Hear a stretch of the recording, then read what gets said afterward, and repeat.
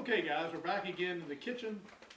You can tell I've gotten more festive. I guess this is all due to having all the stuff of staying at home or running out of shirts. Nah, I can't say that. We do all the laundry with so it's kept up. But last thing you saw that I did was a brisket.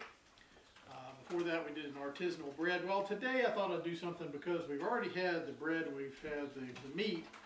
We're going to actually go do a dessert at this point. And one of the desserts that my wife really likes is a shortbread cookie.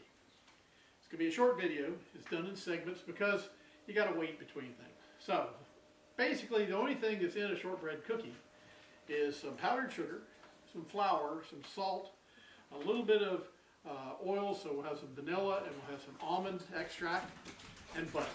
That's it. That's all that goes into it. Can't be simpler than that. Now the difference that I like to speak when you're doing baking or you're doing that kind of thing, whether it's cookies or bread, it's chemistry. So you want to have the measurements pretty close to being right. You know, when you're doing a brisket, you put a little bit too much salt, you let it on a little long, it's not going to be a problem. When you're talking about baking, it is chemistry, so you want to have things more accurate. Now, I don't go to the point of using a gram scale. Some people do. My brother, he does some macaroons that are fabulous. I mean, they really are delicious. I don't do that. I don't get into that. But if you are truly a baker, you'll either get to the point that you are using things like that or you know how to eyeball it. My grandmother, when she cooked, now she was about 5 foot tall with a wind behind her. She was blind in one eye from cataract surgery, but she could cook up a storm. And she showed me how to cook. And what she would do is she would take and she would be getting ready to put something in and she'd say, okay, I need to have about a tablespoon of salt. And she poured it in the palm of her hand, put it into whatever she was making. And I'd look at it and say, Grandma, how in the world do you know that's a tablespoon of salt? Don't you need one of those tablespoons out of your drawer? She says, no, son. Tell you what, bring me one of those. So she brought a tablespoon over. She poured it into her palm, did this, put it down, and it went 100%, filled exactly 1 tablespoon. From that point on, I didn't argue with her. I knew she knew what she was doing. Now, one of the first things that you need to have in shortbread is the shortening or the butter. Now, this is 4 sticks of butter. That's a lot of butter, okay? That is a lot of butter, but it's got to be soft to do what we're going to do. Now, if you'll notice, I've cut them into just strips. So I've taken 1 stick, cut it into 4 strips. This is to give it more surface when I put it in the microwave to thaw it out or make it softer. Now, I don't want this to be all melted. If you stick it in the microwave as a big block of stick, it's going to become a big puddle of butter, and half of it's going to be on the walls of your microwave when it starts popping. So what I do is I cut it into more surface area, and then I put the microwave on about 30 seconds or so on a very low setting. If you don't know how to do that, check your manual. You can also, some of the microwaves are smart enough, it just says soften butter, and that's all it does. It knows how to do it. Mine's not quite that smart. So I'm going to go ahead and put this in.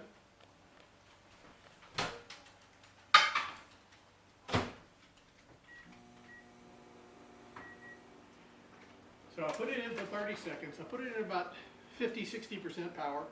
Depends on your microwave. Mine's a pretty strong one. And we'll see how it comes out. It should be okay.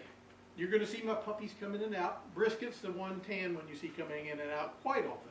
He likes to help me when I cook to make sure anything that falls on the floor is cleaned up so we keep the place all nice and clean. Now, we're going to get this out in just a couple seconds. We're going to put it in and start these cookies.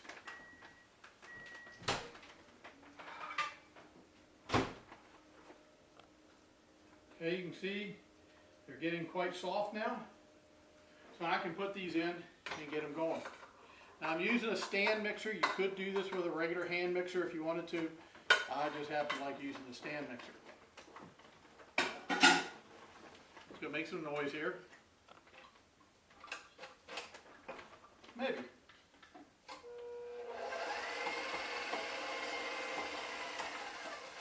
Raise it up. And what we're going to do is we're going to cream this butter. So we're taking the butter, we're whipping air into it. We're using a paddle as opposed to using like a dough hook or even using one of the whisks that we have. We're going to let this whip up just a little bit. Now the difference in this between this and a regular cookie Regular cooking would be using egg in the batter. We're not using any egg in the batter. And we're getting this set up. Now I'm going to put in about a half a teaspoon of almond extract. And I'm going to put in 2 teaspoons of vanilla extract. Now I don't like using fake. Some people can't tell the difference. I personally like real vanilla extract. It has a better flavor. Now we're going to take and scrape down the sides of this just to get that butter off the side of the bowl here.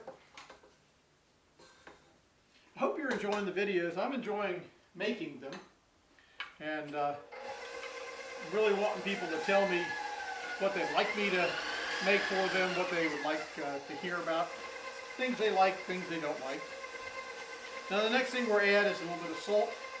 Okay, it calls for about half a teaspoon of salt. Let that mix in there as well. The next one you got to be a little bit careful. This is powdered sugar. I have 1 cup of powdered sugar. If you don't do this quite right, you could end up snowing your entire kitchen, and then it's a real mess. Add a little bit of a thyme.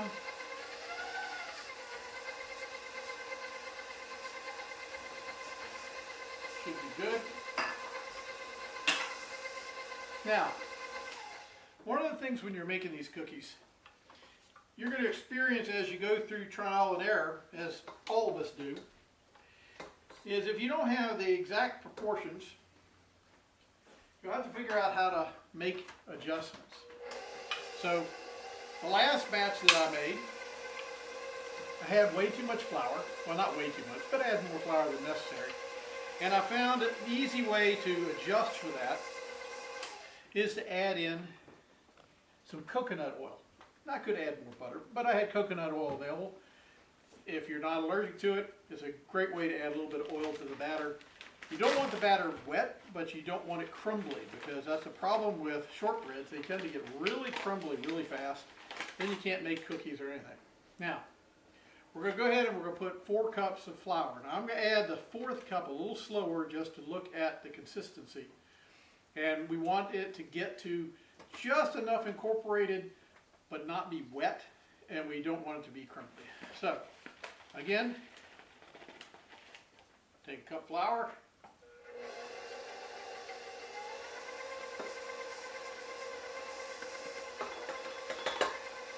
And as we add this, you just keep checking, make sure it's looking okay.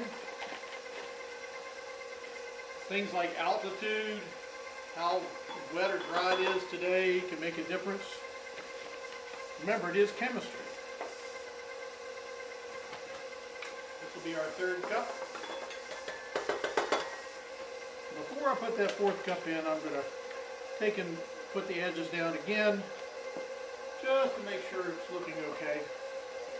Now, we don't want this to look like, if you've ever done pie dough before, they say they want it to be really kind of crumbly and have little buttons or knobs of the butter and stuff showing.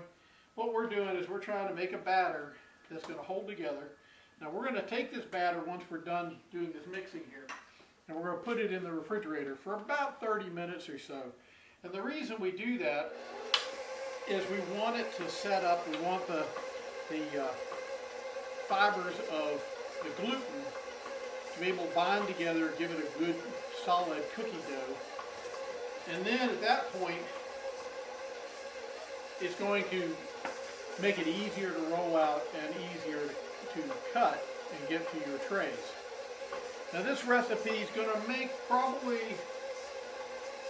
around 2 dozen cookies or so, maybe a little bit more. Depends on how big your cookie is. And what I'm going to do is I'm going to get a sheet to put this on, and we'll see how this looks. Okay, so what we're going to do is we're going to put it in this gallon plastic bag, and we're going to kind of knead it together, make sure it's all okay. It's looking pretty good in here. Matter of fact, before I pull it out, let me see if I can show this to you.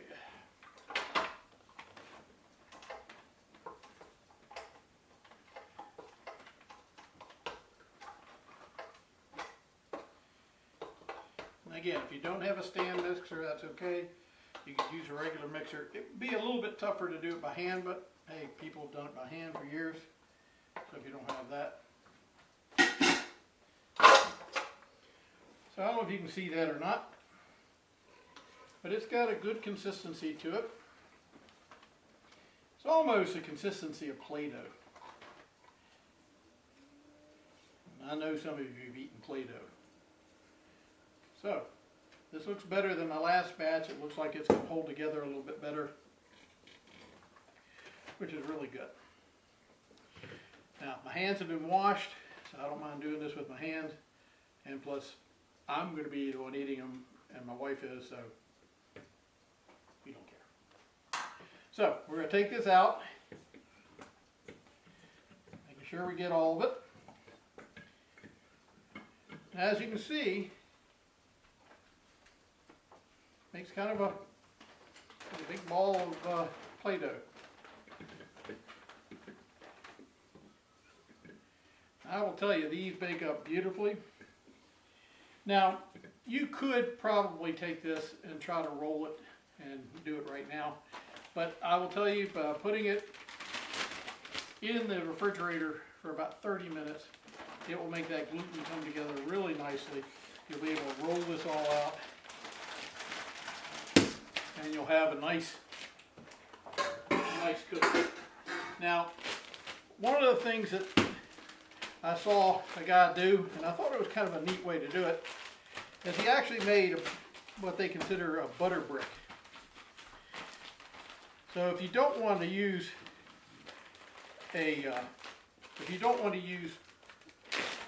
cookie cutters, and you just want to make cookies by cutting slices of them, you can do that with this. So if you wanted to do that, take your dough. While it's in this plastic bag, makes it very simple to do. Make a bar. There you go. Looks kind of like a brick. Pretty close. Okay. And there we have it. There is your cookie dough.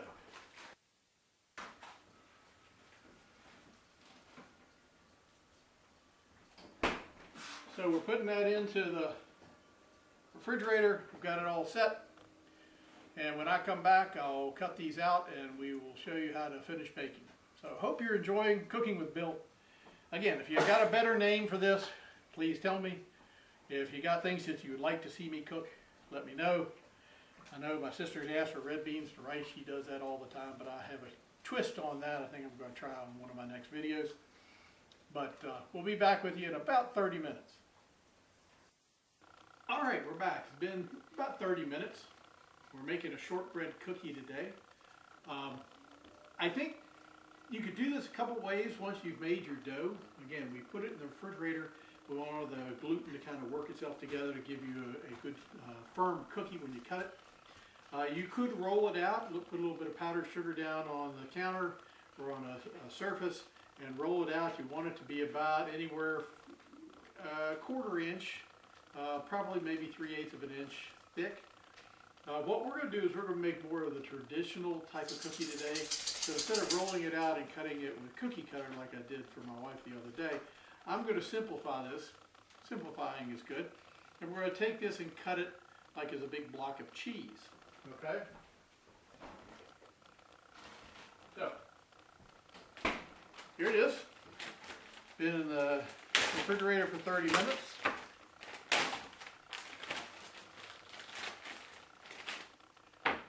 Take it out. It's quite solid right now. You can feel how firm this has gotten. So what you want to do is you want to take a sharp knife. Again, we've talked about knives in our previous one when we were talking about doing things with briskets, having a sharp knife. But what we're going to do is we're going to start cutting these. And again, we're going to cut them about 1/4 of an inch. And if you see, look how firm that is. Okay?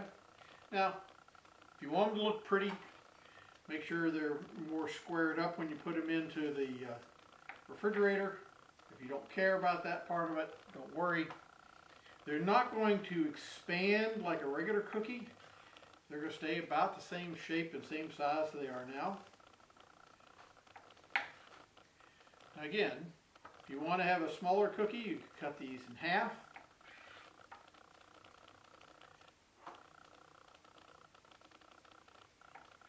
If you got any questions, go ahead and ask. I'm listening. Oh, wait, that doesn't work.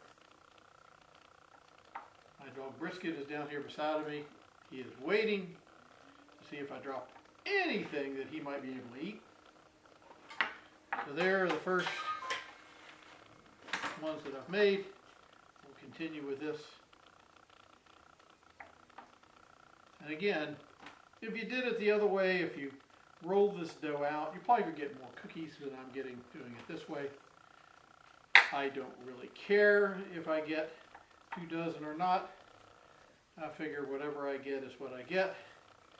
And since it's so simple to do, I can always make more. Now for those of you guys that have been watching my videos, you keep asking when I'm delivering. My delivery charges are very, very expensive. So that's why I'm teaching you how to do this. Kind of that teach a person to fish type of mentality. So, we're going to have 18 cookies out of this. And again, as I said, if I cut these in half and make smaller cookies, it'd be quite delicious. And we would have probably 36 cookies from this. But I'm making bigger cookies. Now, we've already cut these. They're ready to go. I have them on these contact sheets that you can get for baking. They're a silicone sheet. You could use parchment paper, and if you don't have any of that available, you could do a spray coating of some type of spray oil on your cookie sheets. But I like using these because I can take them off. They wash up really easy, but it just depends on what you have. Now, when you're done baking these, they take about 15 minutes to bake. Now, I've seen different recipes. Some people say 10 minutes, some people say 20 minutes. So I think it really depends on your oven. It also depends on how thick you've made the cookies and how crisp you like to have your cookie. I figure it's going to be probably about 15 minutes or so. I want them to get a little bit golden on the top before I pull them out. Some people like them a little more blonde. They like to have them not have that look to the top. You can also take a toothpick and actually prick little holes in it if you want it to be more traditional. So if I was doing one of these cookies and cut them in half, that's about the size of what they call a biscuit in England. And so if you ever get those shortbread cookies from England, they actually have little holes in the top of them, almost like a saltine, except they're a cookie. Now after we're done with that, I'm just going to cheat, and I'm actually going to use cookie icing, but you could make your own icing. Basically, you're going to use powdered sugar. You're going to use a little bit of milk, maybe 4 tablespoons of milk. You can put in some additional vanilla into that as well, and you're going to stir it up, and it'll make like a glaze. If you want it to be a buttercream, then you would actually add butter that softened to that mixture and actually get that to incorporate with all that sugar, and then you would glaze the top with a butter icing on top of that. So it just depends on what kind of topping that you like on it. You could dip these in some dark chocolate. So if you have some chocolate, you can put it on a double boiler, melt it up, and then dip half the cookie in chocolate. Personally, that's what I might do with these, but I've got a little bit of everything that we're doing it. They're also good just on their own without any kind of icing. So what I'm going to do is I'm going to go ahead and put these in when my oven hits 350, which will be in just a minute. So as soon as it hits 350 degrees, I'm going to put these both in. I'm going to center them in the oven.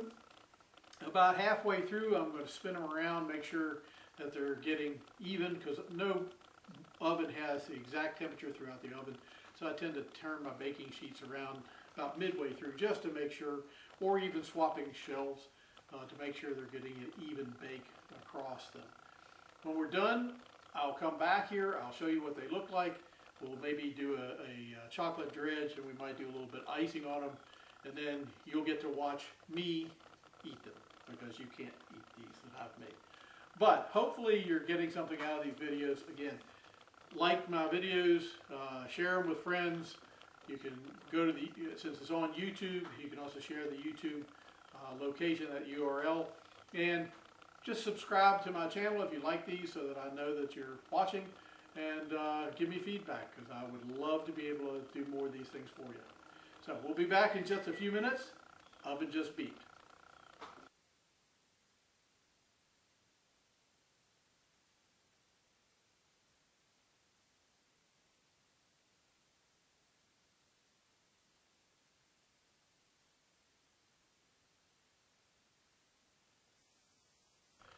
Okay, we're back. We've taken the cookies out of the oven. They've been in there for about 20 minutes, give or take a couple minutes. But again, depending on how hot your oven is, you should also swap these out shelf to shelf or rack to rack and front to back if you can during that cooking time. While they were cooking, I went and took a double boiler, which is a fancy way to say you had a pot of water and you put another bowl on top of it. I put some dark chocolate and milk chocolate into the bowl.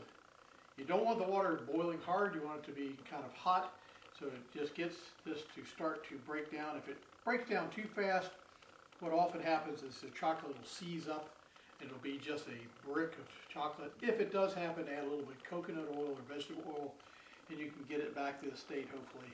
But you want that sheen in your chocolate.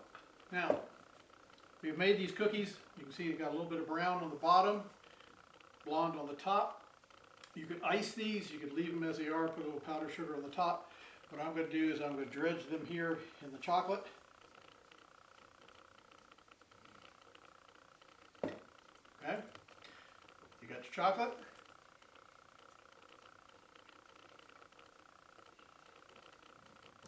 They have a wonderful texture to them. They're so good. Deb has had her cookie, she says they're so good, so that's excellent. When you're doing this,